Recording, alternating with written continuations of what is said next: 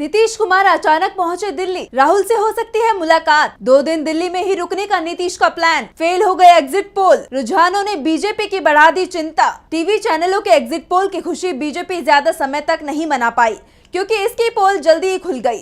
प्रायोजित इन एग्जिट पोलों की पोल खुद टीवी चैनलों ने ही खोल दी। कई राज्यों में तो बीजेपी को इतनी सीटें दे दी जितनी की उस राज्य में थी ही नहीं। जितने उम्मीदवार बीजेपी ने उतारे उससे ज्यादा जीत गए। गलती के इस पिटारे पर अब बीजेपी के नेताओं को भी भरोसा नहीं हो रहा है, इसलिए दिल्ली में बीजेपी नेता बैठक कर रहे हैं।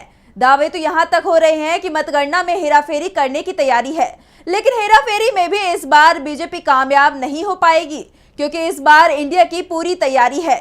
दूसरी तरफ बीजेपी की फीडबैक रिपोर्ट हो या फिर आरएसएस की रिपोर्ट, हर रिपोर्ट ने बीजेपी की चिंता बढ़ा दी है। दूसरी तरफ इंडिया गठबंधन की बैठक में जो फीडबैक मिला था उसमें इंडिया के 295 के पार जाने के दावे किए गए थे, और इन दावों में अब दम इसलिए भी दिख रहा है क्योंकि बीजेपी के कैंप में तो चिंता ही दिखाई दे रही है। साथ ही एनडीए भी बिखरता दिख रहा है। एनडीए में शामिल पार्टियों के कांग्रेस के संपर्क में होने की बात कही जा रही है। दावा किया जा रहा है कि 4 जून के बाद एनडीए में शामिल सभी बड़ी पार्टियां उसका साथ छोड़ जाएंगी। सिर्फ एकनाथ शिंदे की शिवसेना ही बीजेपी के साथ रह जाएगी। अजीत पवार की एनसीपी, चंद्रबाबू नायडू की टीडीपी और नीतीश कुमार की जेडीयू के इंडिया गठबंधन में शामिल होने के दावे किए जा रहे हैं। सबसे बड़ी बात तो ये है कि इन पार्टियों के इंडिया गठबंधन में शामिल किए जाने का किसी तरह का विरोध भी नहीं होगा। अजीत पवार की तरफ से तो पहले से ही संकेत मिल रहे थे, तो चंद्रबाबू नायडू भी पलटी मारने में समय नहीं लगाएंगे।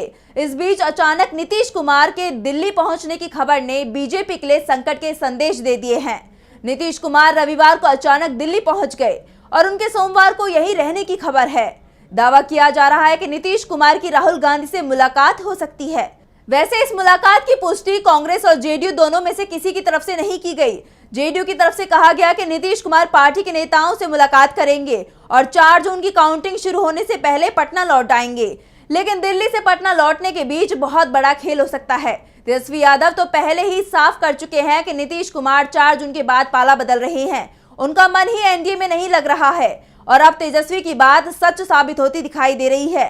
नीतीश कुमार के एनडीए छोड़ने से बिहार में भी बीजेपी सरकार से बाहर चली जाएगी। दरअसल नीतीश कुमार को भी जो रिपोर्ट मिली है उसमें बीजेपी की विदाई तय मानी जा रही है। इसके बाद से ही नीतीश का रुख बदलता हुआ दिखाई दे रहा है। अचानक ही नीतीश कुमार ने बीजेपी के नेताओं से दूरियां बनाना शुरू कर दिया था, और अब उनके कांग्रेस नेताओं के संपर्क में होने की बात कही जा रही है। इस बीच दावा तो यहां तक किया जा रहा है कि सिर्फ नीतीश कुमार ही नहीं, आंध्र प्रदेश के सीएम चंद्रबाबू नायडू भी पलटी मारने की तैयारी कर रहे हैं। वैसे तो आंध्र प्रदेश में जो एग्जिट पोल दिखाए जा रहे हैं उसमें चंद्रबाबू नायडू की टीडीपी की जीत बताई गई है। विधानसभा चुनाव में टीडीपी अपने दम पर बहुमत हासिल कर सकती है, और नायडू को भी इस बात का एहसास है कि केंद्र में सरकार इंडिया गठबंधन की बनने वाली है।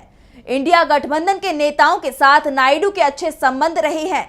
यहां तक कि 2019 का लोकसभा चुनाव भी उन्होंने कांग्रेस के साथ मिलकर लड़ा था। इस बार वो पवन कल्याण के दबाव में एनडीए के साथ जरूर आ गए, लेकिन पूरे चुनाव में नायडू और बीजेपी हाईकमान के बीच दूरियां साफ साफ दिखाई देती रही।